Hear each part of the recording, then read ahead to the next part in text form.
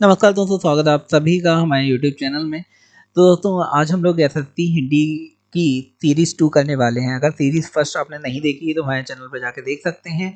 तो ये second series है जिसमें जो भी अभी तक एसएससी जीडी में क्वेश्चन आ चुके हैं वही लिए गए हैं और काफ़ी इंपॉर्टेंट क्वेश्चन होने वाले हैं। तो दोस्तों बिना देर गवाए हम लोग स्टार्ट करते हैं। बस स्टार्ट करने से पहले मुझे आपका एक सपोर्ट चाहिए कि हमारे चैनल को सब्सक्राइब कर लीजिए और वीडियो को लाइक कर लीजिए और कुछ नहीं चाहिए आपके।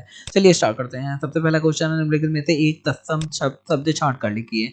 तो तत्सम कौन सा होता है? तत्सम और तद्भव दो शब्द होते हैं, तो आपको तत्सम छांट के लिखना है। तो तत्सम कौन सा है? अनजान, सच, पत्ता, घोटक।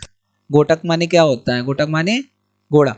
तो आपको जो तद्भव शब्द होते हैं वो हिंदी के होते हैं और जो तत्सम शब्द होते हैं वो संस्कृत के होते हैं। बस इतना ही अंतर होता है तत्सम और तद्भव में। तो तद्भव तत्सम पूछा गया तो इसमें का मतलब जो संस्कृत का शब्द है वो पूछा गया है। तो इसमें संस्कृत का कौन सा लग रहा है? वो है घोटक। अगर यहाँ पे तद्भव पूछा जाता तो इन तीनों में से कोई भी तद्भव शब्द हो सकता था। इतना ही बस अंतर है, इतना याद रखिए। आगे देखिए क्वेश्चन दिया है 99 के फेर में पढ़ना, मुहावरे का सही अर्थ क्या है? तो क्या धन कमाने में लगे रहना ये है, या मूर्खता के कार्य पर बैठना ये है, किसी के चक्कर में पड़ जाना ये है, या फिर परिवार के झंझटों में फंसे रहना ये है?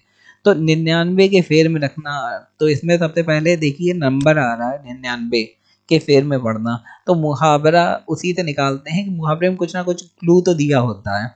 जैसे यहाँ पे 99 है तो 99 के फेर में पढ़ना मतलब धन कमाने में लगे रहना, किसी चीज में फंस जाना, किसी चीज में लगे रहना।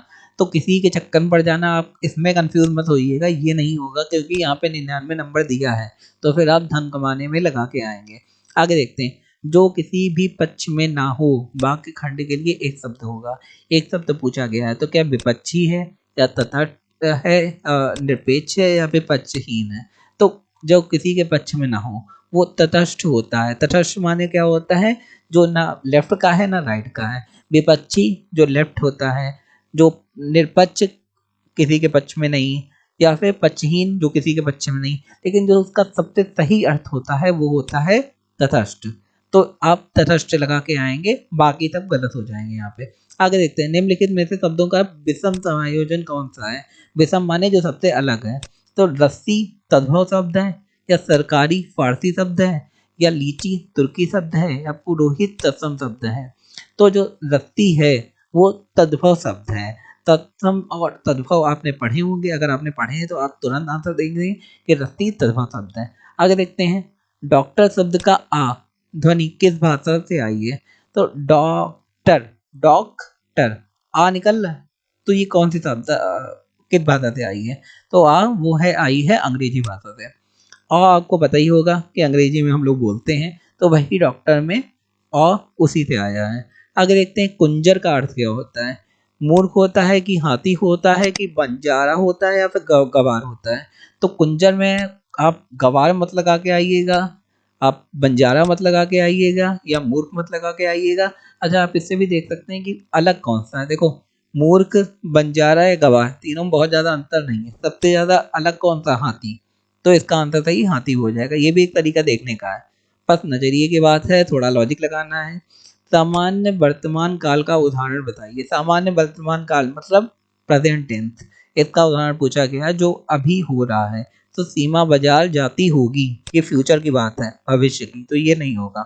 ठीक है। रमेश ने समाचार पत्र पढ़ा मतलब पढ़ चुका है रमेश, तो ये नहीं होगा। वर्षा हो रही थी, तो वो भी नहीं। वह कोलकाता जाता है, यही सही होगा।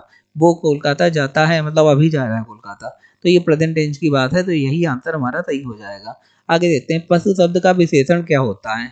तो विशेषण क्या होता है? किसी की विशेषता बताने वाले शब्द को विशेषण कहते हैं। तो पशु कैसा होगा? पशुत्व होगा इसका, या फिर पशुपति होगा, या पशुता होगा, या फिर पाश्विक होगा? तो पशु का विशेषण क्या होगा? जल्दी आंसर बताइए। मतलब पशु की विशेषता कौन सा शब्द बता रहा है ये आपको बताना है। तो इसमें क्या पशुत्व विशेषता है पशु की, या पशुपति विशेषता है, या फिर पशुता विशेषता है? तो पशु की विशेषता क्या होगी? यहाँ पे होगा पाश्विक। पशु की विशेषता होती है कि वो पाश्विक होता है। ठीक है। यहाँ पे पशुता में मत लगा के आइएगा। आगे देखते हैं क्वेश्चन। क्वेश्चन दिया है थोड़ा जमाने वाला के लिए एक शब्द चुनना है। तो थोड़ा जमाने वाला के लिए अल्पज्ञ हो गया, या फिर बहुज्ञ होगा, या फिर मूर्ख होगा या अज्ञ होगा। तो जो थोड़ा जमाने वाला है उसके लिए सही शब्द होगा अल्पज्ञ। आगे देखते हैं, निष्कपट शब्द का संधि विच्छेद लिखना है हम लोगों को।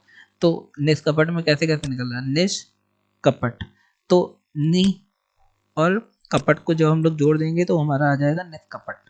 ठीक है, तो इस पे बहुत ज़्यादा ध्यान रखना है, क्योंकि यहाँ पे आधा श लगा है, जब आधा सा आता है तो यहाँ पे अंक की आह की बिंदी लग जाती है, तो ये आप दिमाग में रखना। बाकी कपट का कपट ही लिख देंगे। तो कभी भी आधा श आए तो यहाँ पे अंक की बिंदी, आह की बिंदी लगा देना। आगे देखते हैं, निम्नलिखित में कौन सी भाववाचक संज्ञा नहीं है। अब भाव, भाव क्या है, तो भाव क्या होता है, हमारा गुस्सा होना, प्यार करना, ये सब मन के भाव हैं। उसमें पूछा गया कौन सा नहीं है, तो दया भाव है, शत्रुता लड़ाई भाव है, तो गुस्सा आता है अंदर से। बहन भाव है लेकिन लंबाई भाव नहीं है, तो भाववाचक संज्ञा नहीं है लंबाई। देखिए दया शत्रुता, शत्रुता तो भाव लग रहा है, लेकिन बहन कैसे भाव हुआ, क्योंकि भाई बहन में प्यार होता है तो वो प्यार का भाव हो गया। और लंबाई में कोई भाव नहीं है तो उसे हटा देंगे। आगे देखते हैं, भीषण का विलोम शब्द बताना है आपको। भीषण माने बहुत ज्यादा भीषण, विनाशकारी। और भीषण का उल्टा क्या ही हो सकता है, मधुर, मधुर भी है, सरल, सरल भी है, साधारण, साधारण भी है, लेकिन सबसे सही क्या है, भीषण माने बहुत विनाशकारी। तो बहुत विनाशकारी के लिए बहुत अच्छा होगा, तो सौम्य। सबसे सही शब्द कौन सा है, सौम्य। तो दोस्तों अगर आपको हमारा ये वीडियो अच्छा लगा, हमारे चैनल को लाइक सब्सक्राइब शेयर जरूर करें। धन्यवाद।